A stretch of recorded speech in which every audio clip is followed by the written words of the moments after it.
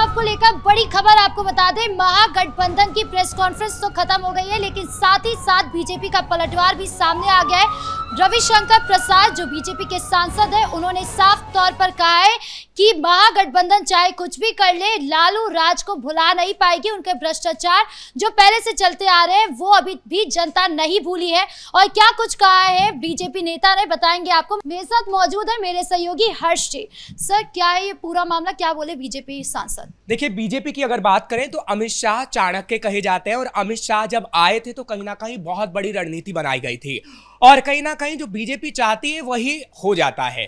क्योंकि देखिए, कांग्रेस चाह रही थी कि सीएम फेस का ऐलान ना हो और सीएम फेस का ऐलान हो चुनावों के बाद, लेकिन कांग्रेस की बात को कहीं ना कहीं तेजस्वी ने नकारा और कांग्रेस पे दबाव बनाने की कोशिश की, और कांग्रेस दबाव में भी आई और अब तेजस्वी यादव को सीएम फेस घोषित कर दिया गया है। लेकिन ये तेजस्वी के लिए ही नुकसान हो गया। बीजेपी इसी की राह देख रही थी कि कैसे तेजस्वी यादव को ये सीएम फेस घोषित करे और कैसे वो अपना बड़ा मुद्दा तेजस्वी को लेकर बनाए। आप अभी सोशल मीडिया पेज बीजेपी का देखेंगे, बिहार बीजेपी का, तो लगातार बैक टू बैक पोस्टर जारी किए जा रहे हैं, और उसमें एक साइड लालू प्रसाद यादव और एक साइड तेजस्वी यादव को दिखाया जा रहा है, और बताया जा रहा है कि लालू प्रसाद यादव से तेजस्वी यादव ने क्या क्या सीखा।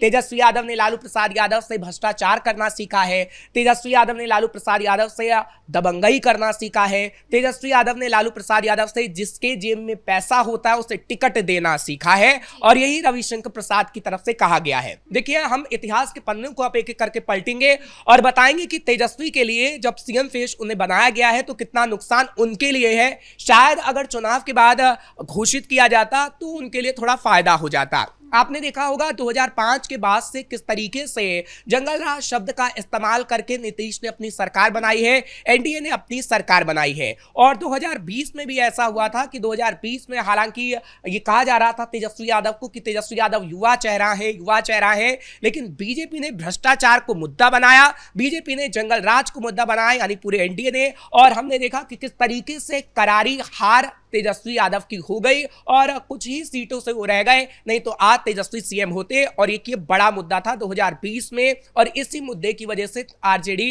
कहीं ना कहीं तेजस्वी यादव सरकार नहीं बना पाए थे और आरजेडी भी कमजोर हो गई थी। और ठीक ऐसा ही 2025 में भी हो रहा है। हम बार बार कहते हैं कि कैपिटल टीवी भविष्यवाणी तो नहीं करता, लेकिन कैपिटल टीवी जो खबर बताता है उस खबर पर मुहर जरूर लगती है। और तेजस्वी यादव आगे आने वाले समय में सीएम नहीं बन पाएंगे, क्योंकि तेजस्वी यादव ने अपने पैर पर कई बार कुल्हाड़ी मारी है। जो तस्वीरें तेजस्वी यादव ने लोगों को दिखाने की कोशिश की है वो एनडीए की तारीफ कहीं ना कहीं उन्होंने गलती में कर दी है, और उसका भुगतान अभी वो भुगत रहे हैं। सबसे पहले भ्रष्टाचार की बात करते हैं, फिर कैसे उन्होंने एनडीए की अपने मुंह से ही तारीफ की वो भी बताएंगे, जिसका नुकसान आज वो भुगत रहे हैं। बात सबसे पहले भ्रष्टाचार की करते हैं, क्योंकि देखिए अभी भी तेजस्वी यादव भ्रष्टाचारी हैं। उन पर आरोप जिस तरीके से सीबीआई ने लगाए हैं, और अभी आईआरसीटीसी मामले में जिस तरीके से वो कोर्ट के अंदर गए हैं, और आगे भी इस मामले में सुनवाई होनी है, तो इसमें लालू का तो पूरा परिवार सम्मिलित है, और अभी भी आरोपी है तेजस्वी यादव। तो क्या जनता आरोपी को सीएम बनाने का काम करेगी? शायद नहीं, क्योंकि हम खुद बिहार के अंदर गए हैं।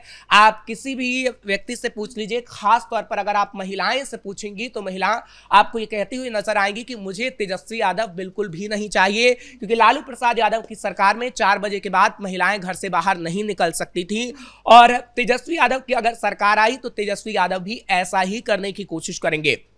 और देखिए, सबसे ज्यादा जो महिलाओं को तवज्जो दी है वो एनडीए ने ही दी है, और महिला सबसे ज्यादा वोट करती हैं, तो बिहार में सबसे ज्यादा वो वोट करती हैं, और यही कहीं ना कहीं तेजस्वी को नुकसान होगा। और ये बात अभी रविशंकर प्रसाद कह भी रहे हैं, उन्होंने महिला शब्द जोड़ा भी है, और उनकी तरफ से कहा गया है कि कैसे महिलाओं की आबरू को लूटा जाता था, कैसे डकैती होती थी, कैसे नरसंहार होता था, और पूरा बकायदा एक पोस्टर लेकर रविशंकर प्रसाद आए हैं। और अब आप देखिएगा कि शाम आते आते हर एक बीजेपी के सोशल मीडिया प्लेटफॉर्म पर तेजस्वी टारगेट होंगे, और बताया जाएगा कि तेजस्वी अगर सरकार में आए तो किस तरीके से लालू प्रसाद यादव की तरह बिहार को नुकसान पहुंचाने का काम करेंगे। क्योंकि देखिए, जब घोटाला मामले में लालू यादव जेल गए थे और राबड़ी को सीएम बनाया गया था, तब भी राबड़ी ने कहा था कि हर कोई जानता है कि जंगल राज है तो उसका शेर कौन है। और वही राबड़ी यादव का जो बयान है बीजेपी कटिंग करके जरूर डालेगी, जो भी नुकसान पहुंचाने का कहीं ना कहीं काम करेगा। तो ऐसे खुद के कुनबे में आरजेडी के बयान है जिससे अभी बीजेपी प्रसारित करने का काम करेगी, क्योंकि बीजेपी के हाथ एक बड़ा मुद्दा लगा है जब तेजस्वी यादव को सीएम फेस घोषित किया गया है। देखिए राहुल गांधी क्या चाह रहे थे, कांग्रेस पूरी क्या चाह रही थी। कांग्रेस ये चाह रही थी कि महागठबंधन की सरकार बन जाए और कांग्रेस की रणनीति थी कि हम सीएम फेस ना डिक्लेयर करें। हालांकि पहले ही ये मीटिंग में कहा जा रहा था कि हाँ तेजस्वी के लिए हम हामी भर देंगे, लेकिन वो नहीं चाहती थी। एक रणनीति का हिस्सा होता है कि हाँ हम बाद में सीएम फेस घोषित करेंगे, जिसकी जितनी सीटें आएगी उसके बाद बैठकर डिस्कस किया जा सकता है। क्योंकि अगर आप सीएम फेस घोषित कर देंगे, जैसे तेजस्वी का सीएम फेस अब घोषित हो गया है, तो कहीं ना कहीं अब बड़ा मुद्दा ये बनाया जाएगा कि तेजस्वी भ्रष्टाचारी हैं और लालू प्रसाद यादव भी भ्रष्टाचारी रहे हैं, अभी भी हैं, केस चल रहा है। तो तेजस्वी यादव भ्रष्टाचारियों का बिहार बनाने की कोशिश करेंगे, क्योंकि देखिए वो युवाओं की बात तो करते हैं लेकिन युवाओं को झूठा दिलासा देने का काम करते हैं, नौकरी देने की बात करते हैं, लेकिन आप इतनी नौकरियां देंगे कैसे हर एक व्यक्ति को, वो आपने नहीं बताया। आप जीविका दीदी की बात करते हैं, जीविका दीदी को आप कहते हैं कि हम सरकारी कर्मचारी बना देंगे, लेकिन आप कैसे बनाएंगे आपने ये नहीं बताया। क्योंकि तेजस्वी यादव यहां पर बार बार गलती कर रहे हैं और तेजस्वी यादव को इस गलती का भुगतान करना पड़ेगा। क्योंकि आज आप युवाओं से पूछेंगी तो युवा यही कहता हुआ नजर आएगा कि आखिर तेजस्वी यादव ये नौकरियां देंगे कैसे। क्योंकि बिहार की अगर बात करते हैं तो बिहार में ऐसा नहीं कि नीतीश सरकार ने नौकरियां नहीं दी है, नीतीश सरकार ने बहुत नौकरियां दी हैं, लेकिन नीतीश सरकार ने प्राइवेट सेक्टर में भी काम किया है, गवर्नमेंट सेक्टर में भी काम किया है। और अभी जितनी फैक्ट्रियां बिहार के अंदर लग रही हैं, जितने उद्योग हम देख रहे हैं, जो फ्लाईओवर बन रहे हैं, उससे रोजगार ही मिल रहा है। प्राइवेट सेक्टर में नीतीश सरकार ने रोजगार देने की कोशिश की है और गवर्नमेंट सेक्टर में भी रोजगार दिया जा रहा है, लेकिन तेजस्वी का झूठ सबके सामने आ गया है। और तेजस्वी यादव आगे आने वाले समय में सीएम तो नहीं बन सकते, लेकिन हाँ अब ये जरूर कहा जा सकता है कि तेजस्वी ने बैठे बैठाए एक बार फिर से कुल्हाड़ी मार ली। अब उस पर भी आते हैं जो हमने कहा था कि एनडीए की बढ़ाई खुद ही तेजस्वी यादव करते नजर आए थे और कई ऐसे मुद्दे हैं जो तेजस्वी यादव के लिए उठाए जाते हैं। जब फ्लाईओवर पर डांस तेजस्वी यादव कर रहे थे तब लोगों ने पूछ डाला कि भैया आपके समय में तो ऐसा फ्लाईओवर बना नहीं था, आप तो डांस करके बता रहे हैं कि देखिए नीतीश बाबू ने कितना अच्छा काम कर दिया है।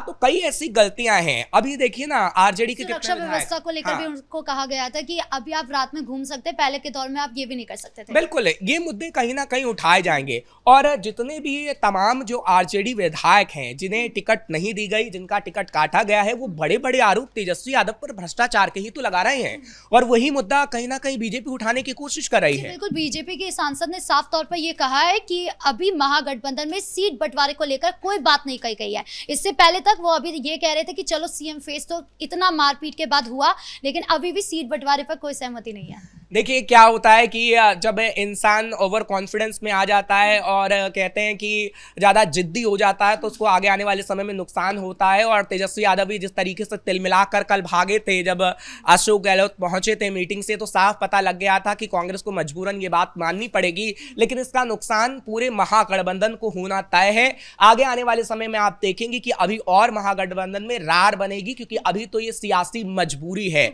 लेकिन सियासी मजबूरी का फायदा इन्हें आगे आने वाले समय में मिलने वाला नहीं है।